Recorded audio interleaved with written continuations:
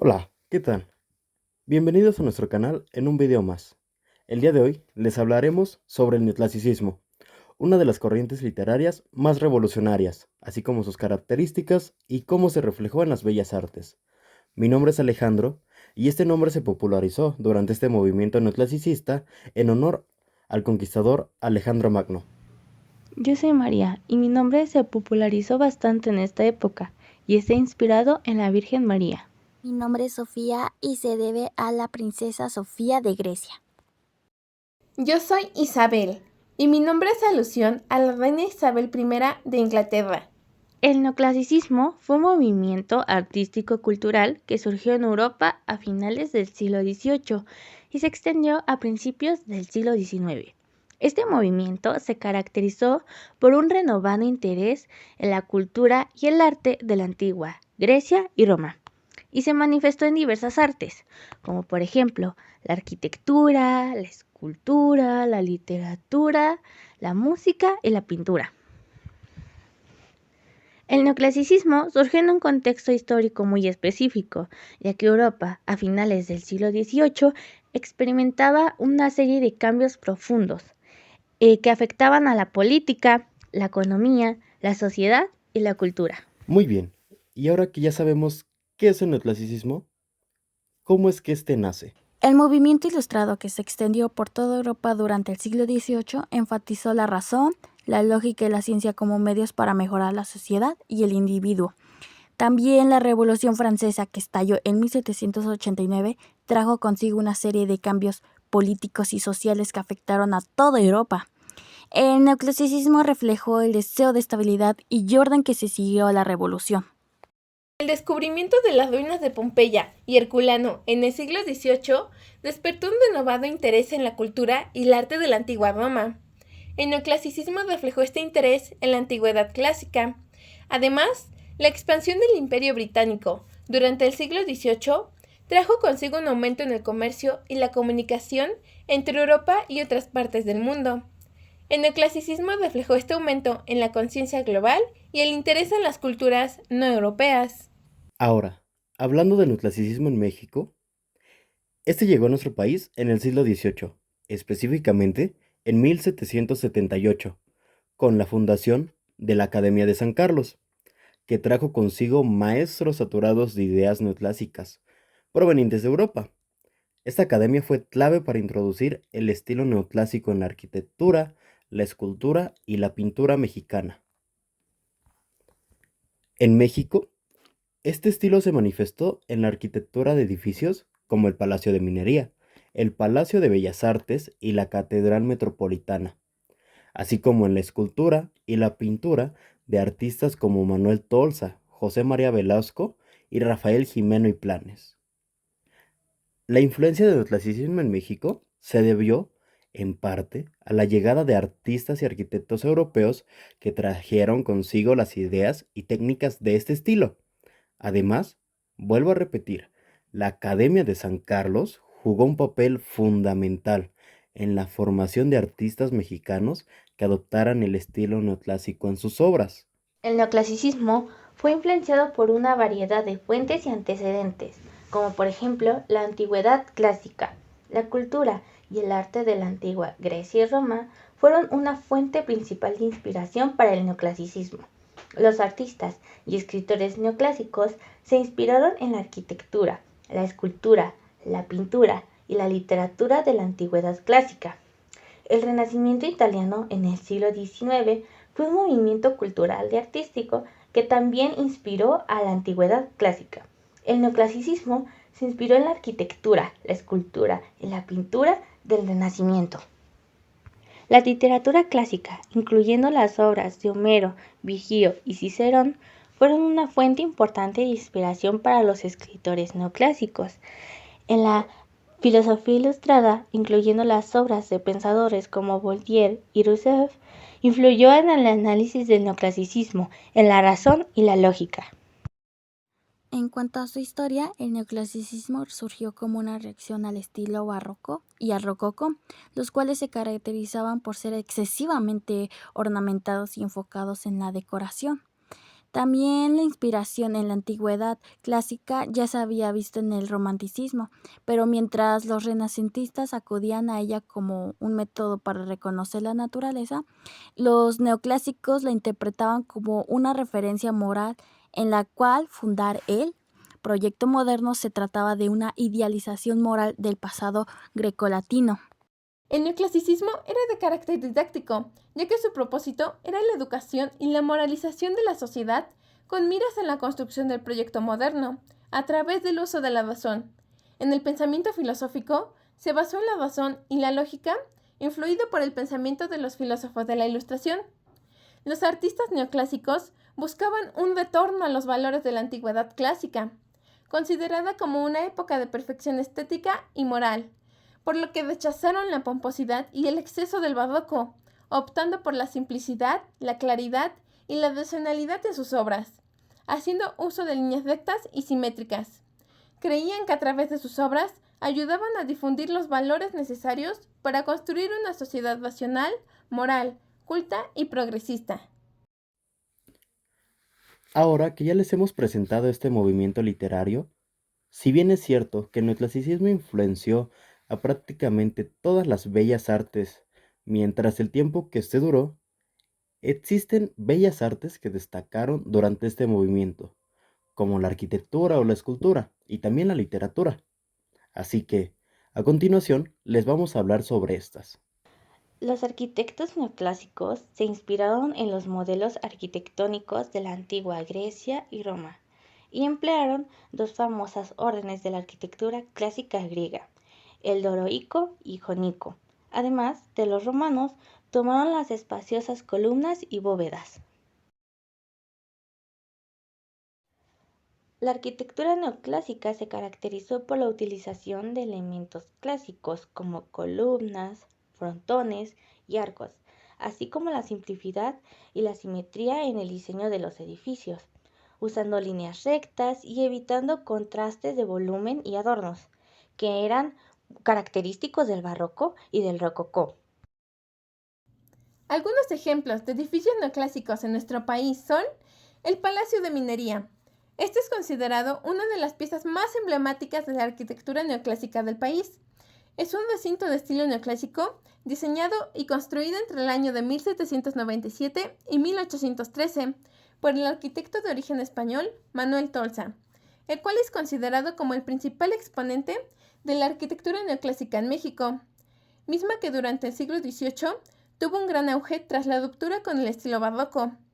Se encuentra ubicado en la calle Tacuba, en el centro histórico de la Ciudad de México. El Museo Nacional de San Carlos. El inmueble de estilo neoclásico que alberga este museo data de finales del siglo XVIII. Su edificación, atribuida al arquitecto valenciano Manuel Tolsa en la actual Ciudad de México, correspondió al antiguo Palacio del Conde de Buenavista. Algunas de las bellas artes que destacaron internacionalmente o fueron emblemáticas es el Panteón de París, que es uno de los edificios que mejor expresan los ideales neoclasicistas en el campo de la arquitectura, ubicado en el corazón de París, Francia. Su construcción fue entre los años 1764 y 1790, y al frente de la misma estuvo al principio Jacques Germain Saufot, arquitecto francés de gran importancia en la arquitectura neoclásica, y a la muerte de este lo sucede Jean-Baptiste Rondelet, arquitecto francés que destacó en la época del neoclasicismo. Ahora, yo les hablaré sobre la escultura neoclásica. Principalmente, esta se vio influenciada por la escultura antigua. Esta inspiraba a los artistas a imitar modelos antiguos y a utilizar materiales clásicos, como el mármol sin politromar. Los escultores neoclásicos se inspiraban en la belleza y perfección de la escultura antigua, creando obras que reflejaban los valores y la estética de la antigüedad clásica. Como ya lo mencioné, los escultores realizaban sus obras directamente en mármol sin policromar, es decir, mármol blanco. Además, contaban con varias características en común durante todas las obras que realizaban. Por ejemplo, en casi todas predominaba la elegancia, la armonía y la serenidad. Además que había un gran uso del desnudo, sin una connotación de sensualidad que prácticamente se basaban en las proporciones clásicas. También predominó la frontalidad con poses meticulosamente calculadas. Se evitaban las figuras sinuosas, características del barroco. Además, en los relieves no se utilizaban fondos pictóricos, dándole total protagonismo a la figura central. Y también habían líneas puras, con contornos muy bien delimitados, prácticamente muy perfeccionistas. Antonio Canova, además de ser pintor, también destacó como escultor, generando algunas de las piezas neoclásicas más conocidas. Entre ellas se encuentran Venus Beatrix, Teseo y el Centauro, y Perseo con la cabeza de Medusa. John Baptiste Pigalle es un escultor neoclásico con obras como Mercurio atando las alas, Voltaire desnudo y estatua de una mujer quitándose la espina del pie. Manuel Tolsa. En 1791, Tolsa fue comisionado por el rey Carlos IV para dirigir el área de escultura de la Academia de San Carlos de la Nueva España. Tolsa es conocido por diversos monumentos históricos, entre los cuales se destaca la famosa estatua ecuestre de Carlos IV, llamado el Caballito. Ahora pasaremos a hablarles de otra bella arte que también resaltó mucho durante este movimiento.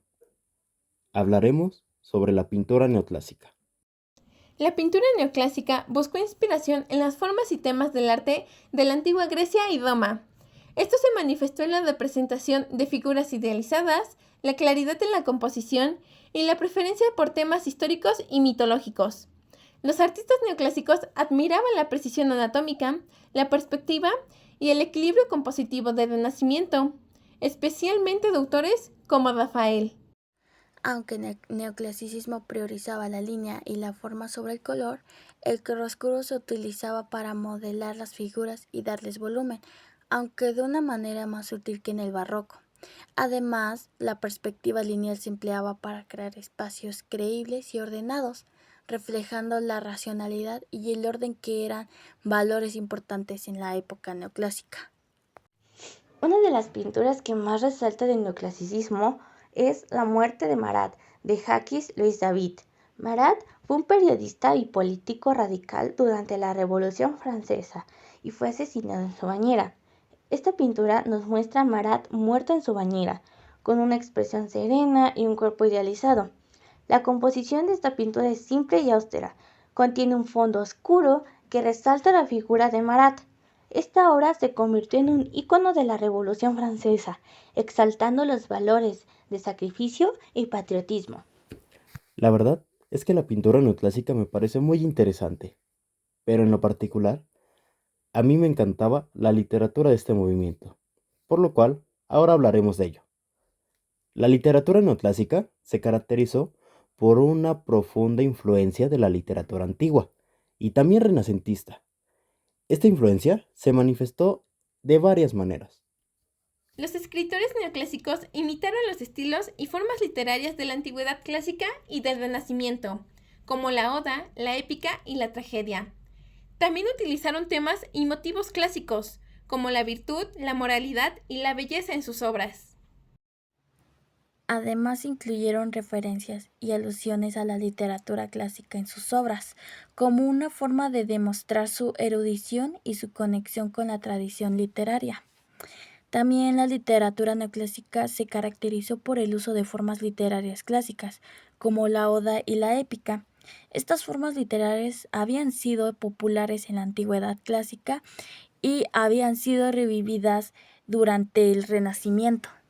La épica es una forma poética que se caracteriza por su longitud y complejidad. Los escritores neoclásicos la utilizaron en la época para contar historias heroicas y mitológicas. La tragedia es una forma dramática que se caracteriza por su seriedad y su intensidad emocional. Los escritores neoclásicos utilizaron la tragedia para explorar temas como la virtud, la moralidad y la condición humana. Entre los autores neoclásicos más destacados se encuentran Voltaire. Fue un escritor y filósofo francés que se caracterizó por su escepticismo y su crítica a la autoridad. Sus obras más famosas incluyen Cándido y Sadic. Jean Racine fue un dramaturgo francés que se caracterizó por su uso de la tragedia para explorar temas como la virtud y la moralidad. Sus obras más famosas incluyen Fedra y Andrómaca. Molière fue un comediográfico francés que utilizó la comedia para satirizar la sociedad de su época.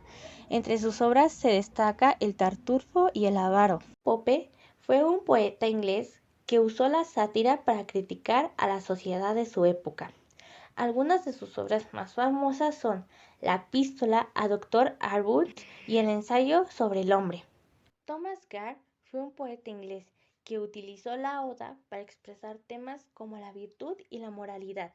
Entre sus obras más famosas se encuentran La elegía, escrita en un cementerio de aldea, y La oda a la mortalidad.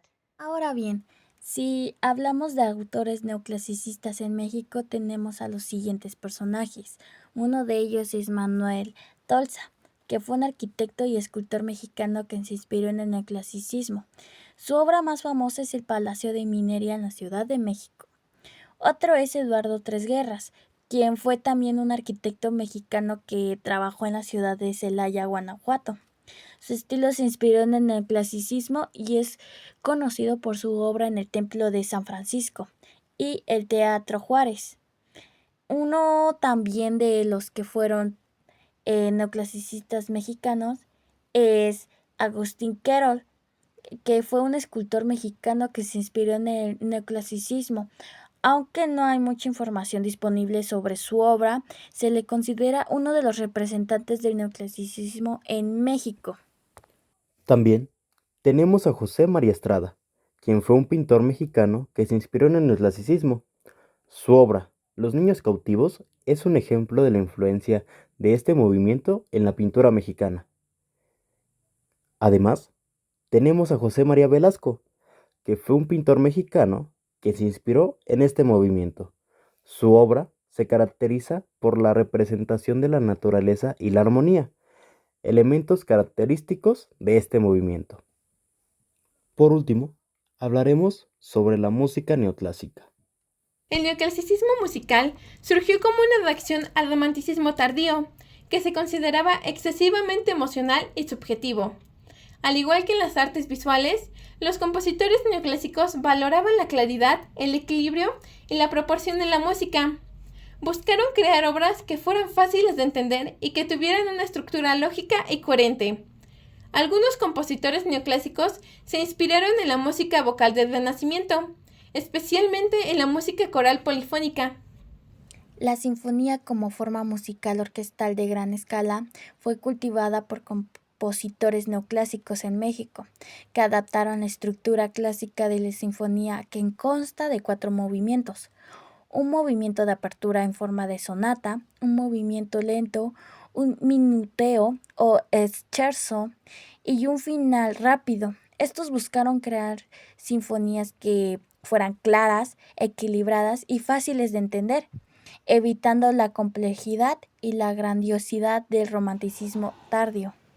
Los compositores neoclásicos también utilizaron la forma del concierto, que permitía un diálogo entre el solista y la orquesta. Si bien permitía un cierto virtuosismo por parte del solista, buscaron mantener un equilibrio entre el solista y la orquesta, evitando que el solista opacara la obra. La sonata, tanto para un instrumento como para un instrumento acompañado, fue otra forma importante en la música del neoclasicismo.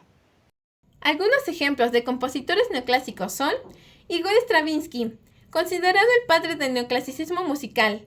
Algunas de sus obras son Pulcinella, Sinfonía en Do, Concierto para piano e instrumentos de viento. Sergei Prokofiev combinó elementos neoclásicos con su propio estilo distintivo, que incluía melodías líricas y armonías disonantes. Algunas de sus obras son Sinfonía Clásica número 1 y Concierto para piano número 3.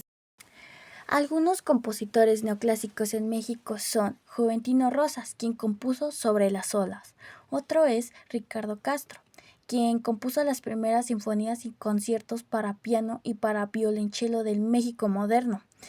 Otro es Ernesto Elurdi, quien es autor de exquisitas mazurcas que mezclan la forma tradicional polaca con melodías de tipo hispano-mexicano. La verdad es que si hablamos del impacto y el legado que el neoclasicismo dejó para la historia, nunca terminaríamos. Pero podemos mencionar ciertos puntos que son muy importantes. Por ejemplo, hablemos de la influencia del neoclasicismo en el romanticismo. Estos competían entre sí, uniendo a los artistas para que expresaran sus emociones y su amor por lo clásico. Mientras que el arte neoclásico era más un homenaje al arte clásico greco-romano, el romanticismo ponía énfasis en encapsular emociones como el miedo y el horror de manera visual.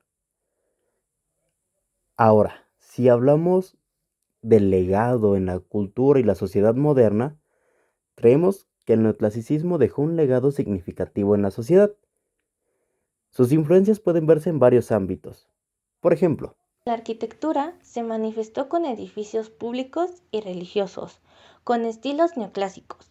Se inspiraron en la arquitectura griega y romana.